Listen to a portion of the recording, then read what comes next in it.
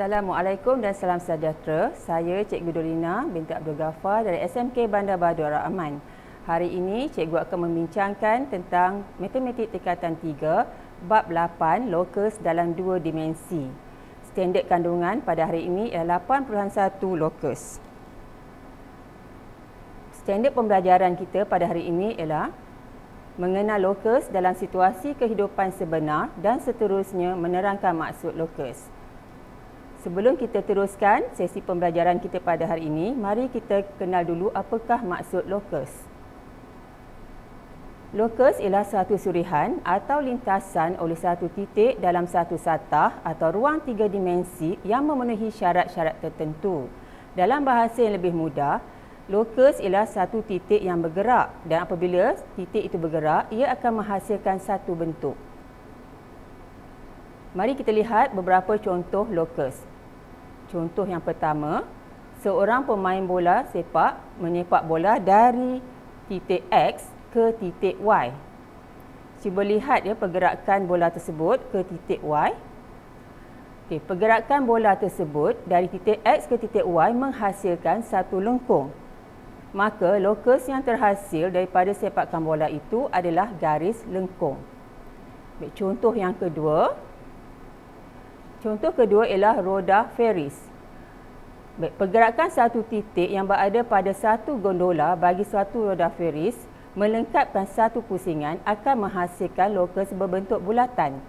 Cuba murid-murid lihat pada titik yang berwarna merah pada gondola roda Ferris tersebut. Apabila titik itu bergerak sebanyak 360 darjah, ia akan menghasilkan satu bentuk bulatan. Contoh yang ketiga,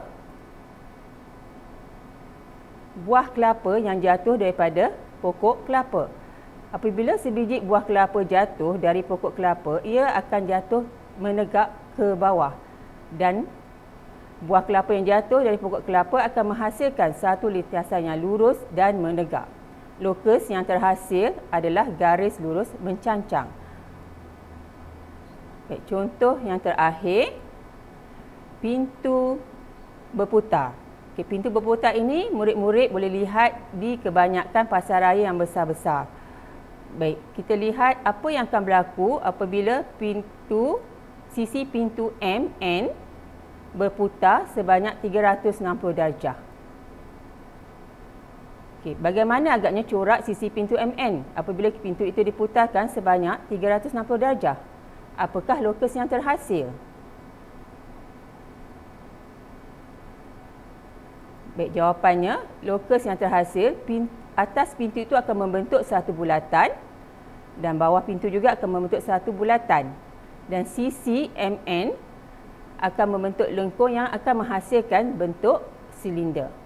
Corak pergerakan sisi pintu MN yang bergerak apabila pintu diputarkan 360 darjah, lokus yang terhasil ialah sebuah silinder. Baik, murid-murid faham tak? Boleh faham ya murid-murid? Baik, ada banyak lagi contoh lokus dalam kehidupan seharian kita. Murid-murid boleh dapatkan contoh-contoh tersebut daripada internet ataupun daripada YouTube yang dihasilkan oleh guru-guru lain. Saya harap penerangan saya hari ini dah sedikit sebanyak dapat membuka minda murid-murid semua tentang apa itu maksud lokus.